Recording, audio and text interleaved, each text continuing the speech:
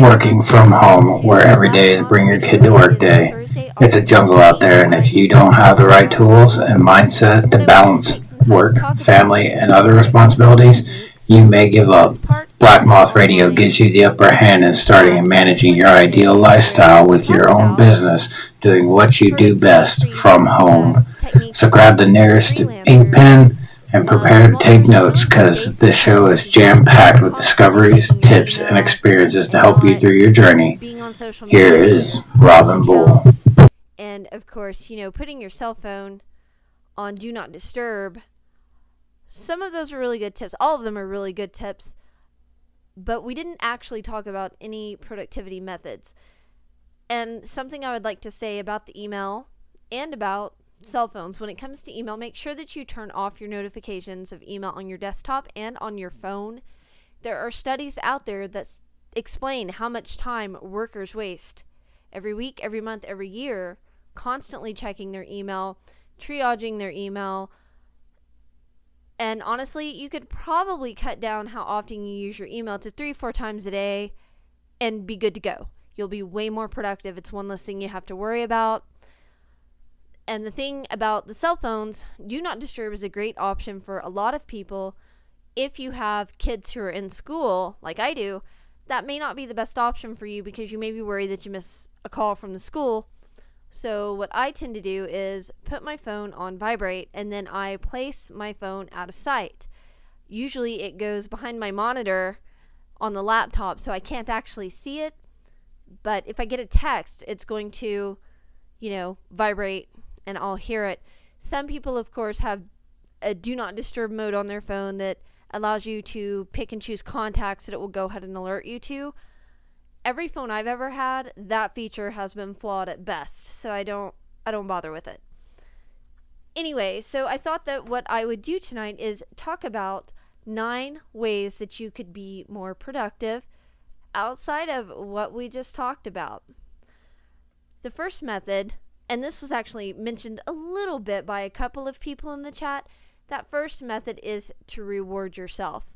So the trick with this is to understand why you're doing it. When you're rewarding yourself, you're trying to rewire your brain into having a new habit. And some days are hard. Some tasks are hard in business. So a small reward of some sort helps you keep going. I know a consultant who's done very well for himself, and one of the rewards he used to use after he completed a certain number of tasks on his to-do list, he would go to the local coffee shop. He lived in a different country, but he would go to the local coffee shop, he would order a coffee, he would sit outside on the patio and drink it, and he would not allow himself to feel guilty about the fact that he was out there doing that. He wanted to go ahead and create the actual lifestyle and enjoy it. So when we're talking about reward systems, what you have to do is pick a reward that's unique to you and your productivity goals. You could reward yourself at the end of every day. You could reward yourself at the end of every week. You could reward yourself just when you reach a goal. You could do it for all 3. It doesn't really matter. Your rewards do not have to be expensive. In fact, they don't have to cost you any money at all. Your rewards can be simple. They can be free. At times, I do use a reward system. I'll reward myself if my business reaches a certain income goal. I might reward myself for sticking to my schedule on weeks where it's been really tough. There's a lot going on or whatever. I reward myself for getting things done is what that boils down to. This, for me anyway, it could be as simple as working for a certain amount of time, and then maybe I'll go online and I'll play a game. I don't know. It just depends. You do have to make sure that your reward will match the tasks that you're working on. It's not really justifiable to spend $12,000 on a vacation just for completing 3 hours on a tedious task. I guess if you somehow manage to make that 3 hours of tediousness pay you more than enough to cover the vacation, knock yourself out. The second method is to do the hardest task first. It's something else that a few of the people talked about. One person in particular said that they believe everybody should do this and that they didn't know anybody who didn't do it that way. This method does work for most people, and the reason it works so well is because you're getting the hardest crap on your to-do list. It's done. You don't have to worry about it anymore. It's not hanging over you, filling you with anxiety. It makes the rest of your day feel like you've accomplished way more, even if you would have done it later. You weren't actually going to procrastinate and you did all your little stuff first. But it's important with doing the hardest thing first. Don't allow yourself to procrastinate. Don't multitask unless for some reason you're stuck and you really do have to wait to hear back from somebody or get something before you can finish. Grit your teeth, ignore whatever's going on around you, just get it done. But there are some people where the opposite is true. Maybe they can't go straight to the first task. They have to have some sort of little warm-up going on, and so they will do 2 or 3 little tasks and then the big task. The point of it is just to get it done. And like I said, though, if you're able to do the biggest task first, it makes your day seem to go so much better. The third method is something that we call the 4 Ds of productivity. The first D stands for do it. We've already discussed this. The best way to be more productive is to just do it. It takes some self-discipline. Delegate it is the second D, and we'll discuss a principle associated with only handling the most income-producing activities a little bit later. Ask yourself, can or should someone else do this particular task to keep you freed up for more important tasks? This is actually something that you see a lot if you deal with a lawyer. If you've ever had a law case come up of any kind, you have a legal problem, you'll notice most of the time you spend talking to anybody from the law firm. It's always with the paralegal or the office assistant. You only deal with the lawyer when it comes to court, when it comes to questions that other people can't answer because it would constitute the unauthorized practice of law. So, one more thing about delegating it. If you are indeed freelancing, make sure that if you plan to delegate, your clients know that's what you're doing, and please make sure that you double check the work that comes back to you, because you certainly don't want to end up in a situation where you've forwarded over a project or a file of some sort and it's nothing like what the client wanted. I've actually had to go and fix some issues like that, not on my own, but where clients would choose someone else to do the task and then it would get really messed up, so they'd have to hire me to fix it. The third D stands for delete it. We've all been victims of email overload. If you haven't read it, if you haven't responded to it in 2 months, then you're not going to do it. You're not going to read it. You're not going to respond to it. Freaking delete it. If it's something that doesn't require a response or an action on your part, again, get rid of it. And then the fourth one is to defer it. We have this issue in our society where we think that everything that's going on is absolutely urgent. You can thank our collective addiction to instant gratification that comes from always having some form of technology in our face where it's super easy to access it. How important is the task? If it's truly not urgent, you can defer it and work on something else that really does need your attention. The next method number 4, is self-imposed deadlines. A self-imposed deadline is just what it sounds like. Okay, so you have this task, maybe it's a personal task, maybe it's a task where a client didn't necessarily give you a hard deadline. Give yourself a deadline to have it done. Something that I do, it's something that I do with personal projects. And even with my client projects, I had one that wasn't due until the end of next week, and I've already gotten a jump start on it because I've given myself a deadline. I want to stay on top of it. And the other reason for that, when you give yourself a self-imposed deadline, you may be working ahead on some projects, but you know that you're ahead of the game, and that's really good in the instance that something comes up that you weren't expecting. The fifth method is the 80-20 rule. I'm sure all of you have heard of it. If you research it, you're going to learn two things. It also works as an eating rule. Eat well 80% of the times that you're eating, and then eat whatever you want the other 20%. And then second, and most important to what we're talking about today, you can use this rule to increase your productivity and your income with your business. You want to spend 80% of your time working on the 20% of the tasks that bring in most of your money. So you want to stop and you want to, take a good hard look at your task list, your client list. Where are you making most of your money? That's where most of your focus needs to be going.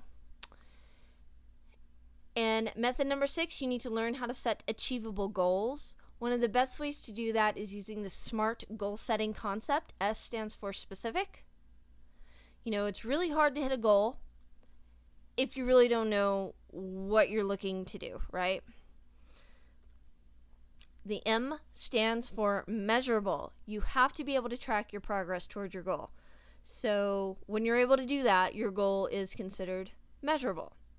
The A stands for attainable. Your goals need to be something that you can accomplish in a reasonable amount of time.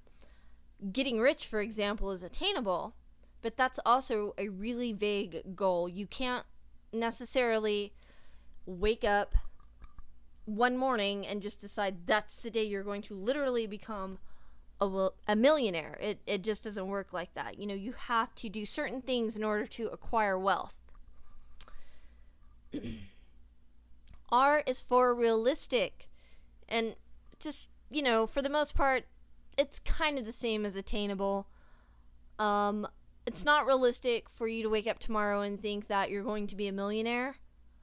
So what's realistic? Realistic goals will change from person to person.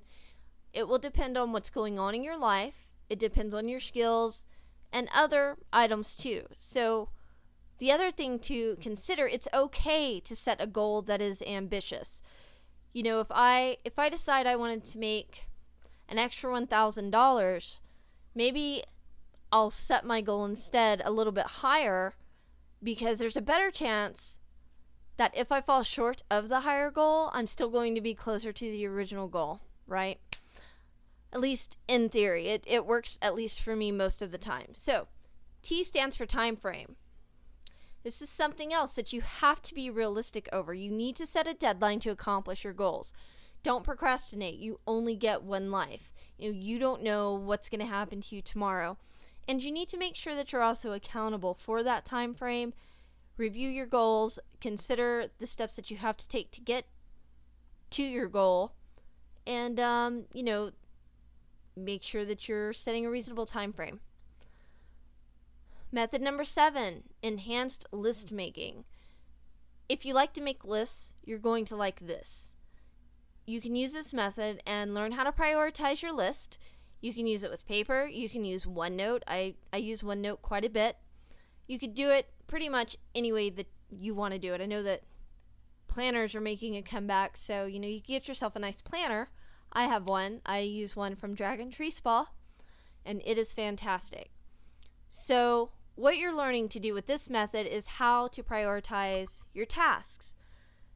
For instance, you could use A, B, C, D, and E to determine what you should work on at any given point. And the reason why you need to know how to prioritize, it's because it's going to help you be more productive. It helps you get rid of procrastination. You don't have, the brain drain that comes with knowing you've got stuff going on, but you don't really know where to start.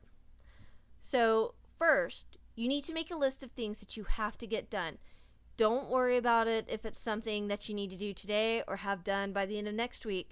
Just start making your list.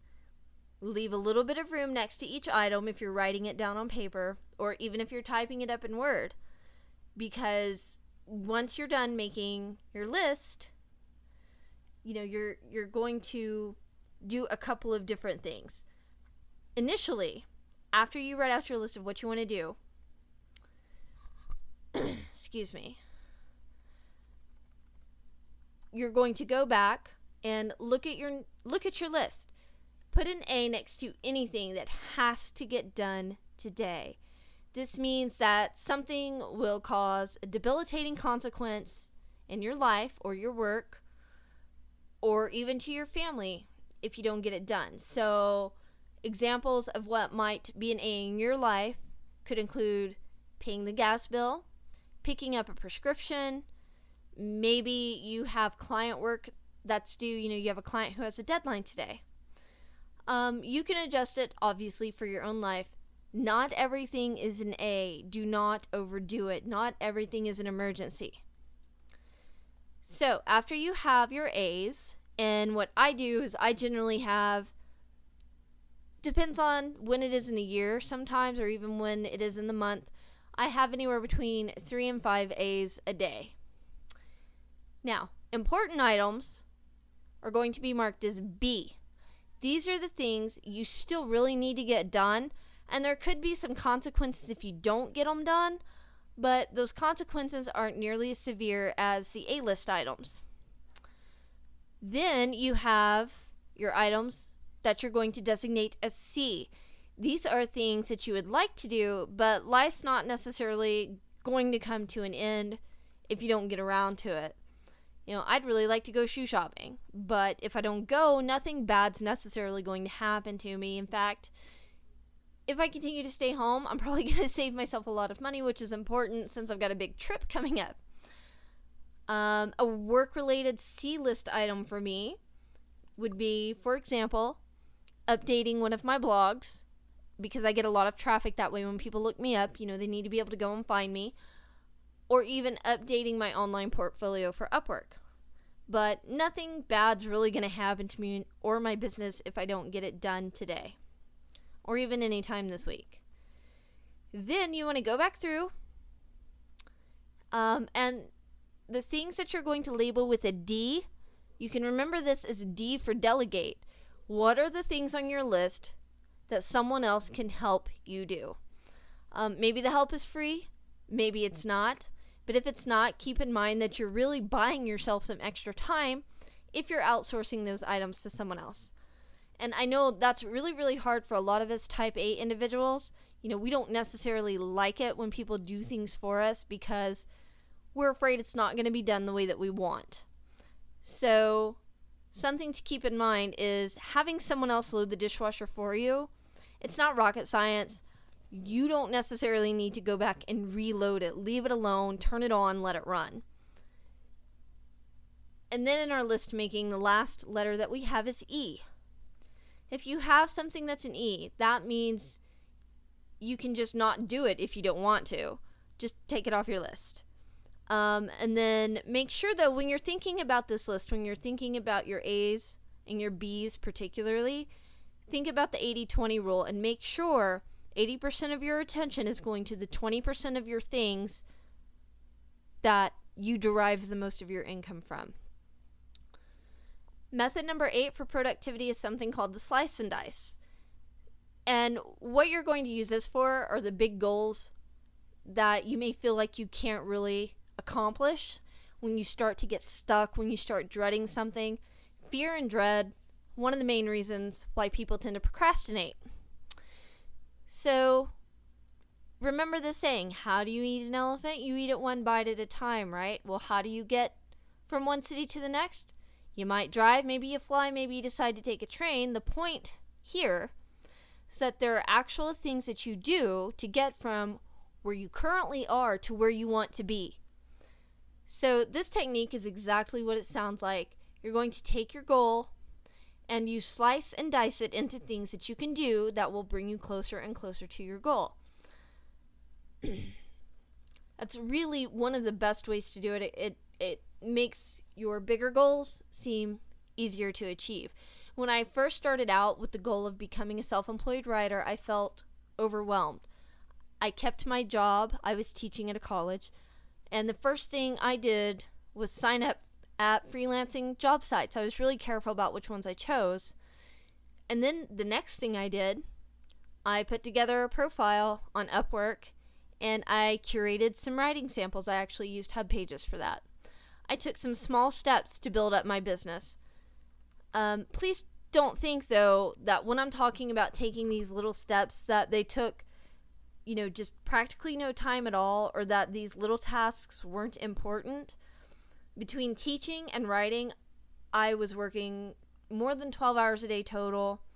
I was teaching, day classes and night classes. But it's just something that I knew. I knew if I wanted to be self-employed, I actually had to take some steps to get to that point. So take a good look at your goal. What are some of the things that you will need to do in order to get there? Write those things down. Then prioritize those tasks. You'll start to see some progress as you start working towards those smaller tasks. Don't concentrate on how much more you need to finish before you actually reach your goal. Learn to see the progress that you make, no matter how small it is in your mind, as just that. It's progress. You have to train yourself to take action and to complete items on your list. You have to be accountable to yourself. The final method that I wanted to talk about is Pomodoro. I'm sure a lot of you guys know about this one. It's the little tomato timer. So you basically pick a set amount of time and you work straight through that period. I love this technique. For a long time I used it every single day because it worked so well for me, and I actually taught it to several of my students as well. I taught 10-minute increments. You could use more. It doesn't really matter. I would start low so that you can see, what you can get done when you're not interrupted. So if you set your timer for 10 minutes, and there are apps you can get to do this method, you don't do anything but focus on that one task for 10 minutes. And then at the end of that, you can actually see the progress that you've made. Now, on most days now, I work for 90 minutes straight, and then I take a little bit of a break. It's not a very big break usually, because I do better if I just sort of, blow through my entire day. But the important part is when you set your timer, work exclusively on one task until it goes off. Don't work on anything else. Don't hold a conversation with other people. Don't go checking your email, none of that. Literally, just the one task in front of you. And then take your break. You'll actually be super impressed at, what you're able to get done. So that's pretty much all I have for you guys tonight. The 9 ways that you can become more productive. If you have any questions or comments, or if you'd like feedback regarding your specific situation, pretty easy to find on social media. Twitter and Facebook.com, both /TheRobinBull. And I will talk to you guys this weekend. Podcast with a plan to implement the tips you've heard. A great attitude, and you have subscribed to Black Moth Radio to ensure that you never miss out on any of the good stuff. If you're a hopeful work-from-home freelancer, or even if you've settled in your work-from-home lifestyle, we hope you've learned something useful today. If you're ready to learn more about the work-from-home lifestyle, please go check out sellfy.com/TheRobinBull. That is Sellfy, SELLFY.com/TheRobinBull. Have questions, comments? Let Robin know by going to Facebook.com/TheRobinBull. Thanks for listening.